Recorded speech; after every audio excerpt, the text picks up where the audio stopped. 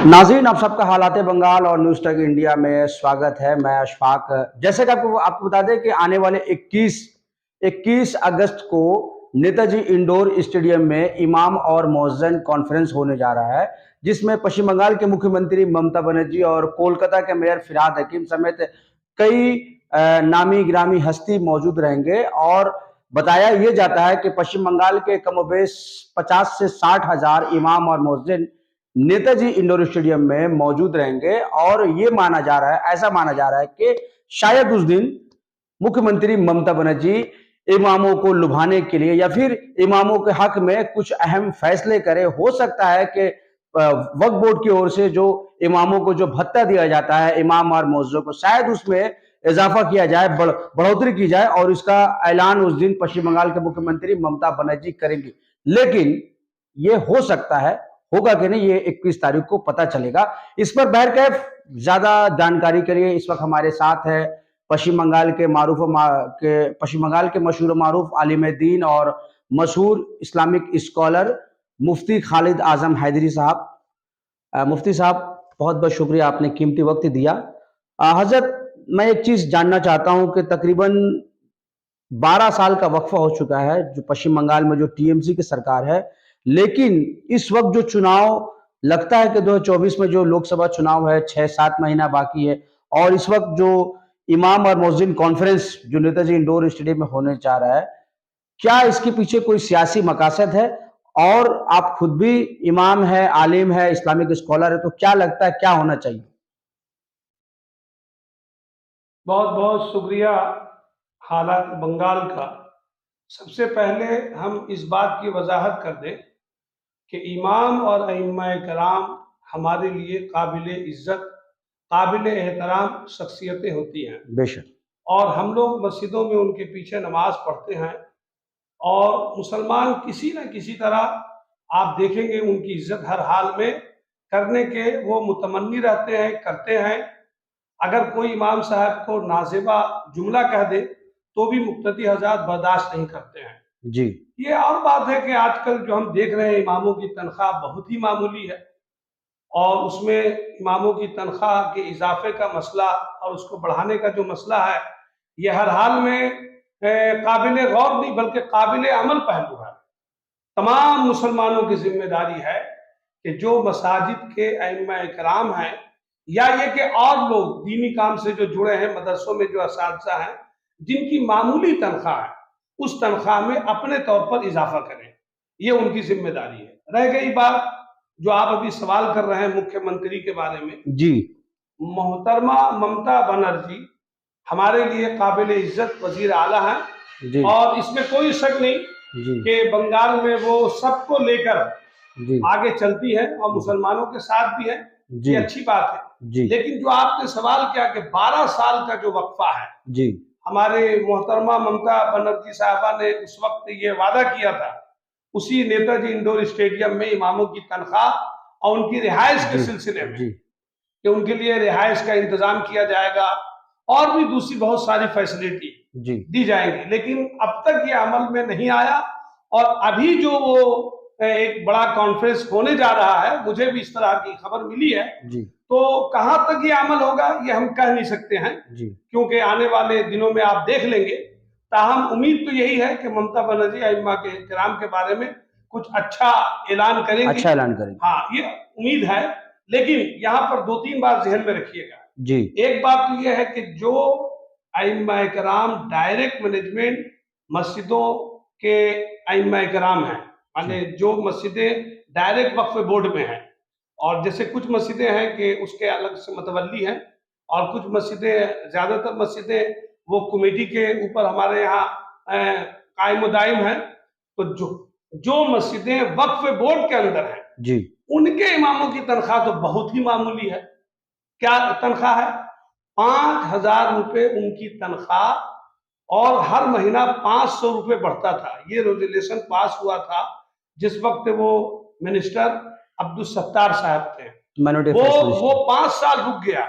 अभी मालूम हुआ कि 2017 से लेके 21 तक का एक साथ जो है 2,500 रुपए बढ़ाने का, अब वो पता नहीं कि रुपये मिला 7,500 या नहीं, हमको उम्मीद है कि वो 7,500 रुपए मिला होगा जी। और 2,500 रुपए आपको। जो डायरेक्ट मैनेजमेंट में है उनकी तनख्वाह तो कम से कम पहले सबसे ज्यादा बढ़ानी चाहिए, क्योंकि आपको मालूम होना चाहिए 1993 में 1993 में सुप्रीम कोर्ट ने कहा था कि एक इमाम की तनख्वाह एक हाई ग्रेड ऑफिसर के रैंक में होना चाहिए, बराबर में होना चाहिए, जो 80,000 रुपए बनता था।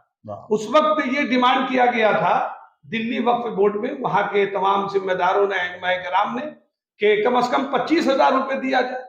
18,000 रुपए वक्फ बोर्ड की तरफ से उनको मिल रहा था।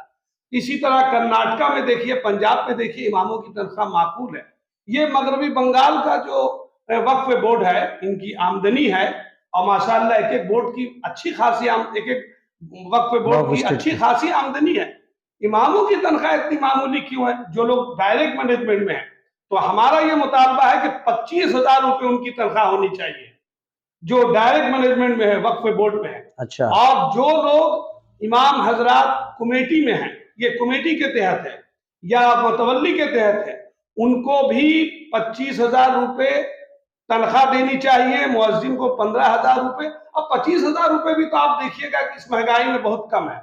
लेकिन अफसोस की बात है कि 24 घंटे की ड्यूटी आइम्मा कराम देते हैं और उनके ऊपर तवज्जो नहीं। ये रोने का मकाम है, ये डूब मरने की बात है इस मिल्लत के लिए।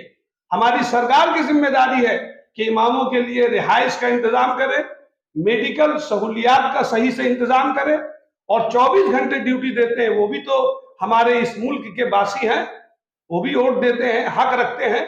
इसलिए हम पूरी उम्मीद करते हैं कि ममता बनर्जी साहबा जो हैं इस पर पूरी तवज्जो करेंगी, और ममता बनर्जी साहबा को करीब से समझाने वाले लोग अगर सही से समझाएं, या अगर वो उलमा की एक बड़ी टीम को बुलाकर 2-4 लोग सिर्फ आगे पीछे करके कुछ बात बोल दें, इससे मसले का हल नहीं होता है जी। और इस पर मैं एकदम दो टोक कहना चाहता हूं कि ममता बनर्जी अगर 2-3 इमाम या आलिमों को ही बुनियाद समझती हैं, तो हम समझते हैं कि ये बात अच्छी नहीं है। इसके लिए बाज़ाब्ता उलमा, जो बंगाल के उलमा है मुख्तलिफ अजला में, सबको बुलाकर एक अच्छी मीटिंग होनी चाहिए। ये 7,000 50,000 आ जाए, इनमें तो कोई खास बात नहीं, ऐलान कर सकती है, लेकिन इसकी एक अलग कमेटी होनी चाहिए जिसमें कम से कम 50-60 आलिम उलमा मोतबर लोग हो और वो सही राय दे। और ममता बनर्जी साहबा इस पर जरूर अमल करेंगे, क्योंकि उनको अक़लियतों से मोहब्बत है, और इमामों से, उलमा से, और मस्जिद के खादिमों से, इमाम के साथ मुअज्जिनों से उनको मोहब्बत है। तो हम ये उम्मीद करते हैं कि अगर 21 अगस्त को कोई प्रोग्राम हो रहा है और इसमें वो ऐलान करे तो अच्छा ऐलान करे, इमाम सब जो है उसके लिए उनका इस्तकबाल करें, अच्छी बात है। एक बात और इसकी हम वजाहत करना चाहते हैं जी, कि इमाम अइम्मा कराम को असल मसला यह है कि जो भी तनख्वाह मिल रही है वो क़नाअत कर रहे हैं, लेकिन सरकारी तौर पर अगर कोई वजीफा ले तो वहां वो इस नियत से नहीं ले, और इस नियत से नहीं दे कि उनको किसी तरह सियासी मामले में इस्तेमाल किया जाए। अगर ये नियत है तो इससे हमारे उलमा ने, दारुल देवबंद ने भी फतवा दिया था कि एहतियात बरता जाए।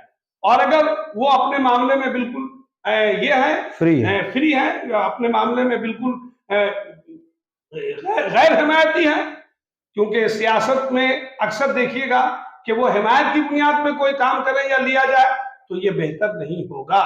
सरकार सबके लिए है और वजीर आला सबके लिए है, उनको सब पर तवज्जो करनी चाहिए। हम बहुत बहुत शुक्रगुजार हैं।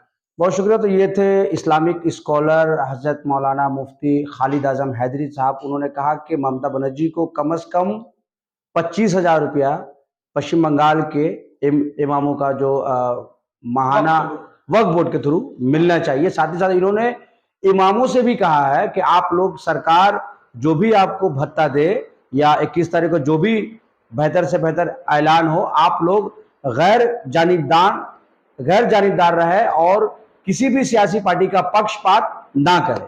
बिल्कुल, बहुत बहुत शुक्रिया। और एक बात ये बता दे रहा हूँ जिसकी अच्छी तरह से हम लोगों को उसकी अहमियत को समझ लेना चाहिए कि जो 2,500 रुपए सारी मस्जिदों को दे रहे हैं जी, आज 12 साल का अरसा हो गया जी, ये तो कम से कम ये जो अलग से ममता बनर्जी दे रही है, अगर ये वक्फ बोर्ड की आमदनी से है, जैसा कि मैंने सुना जी, तो कम से कम वो 10,000 रुपए होनी चाहिए।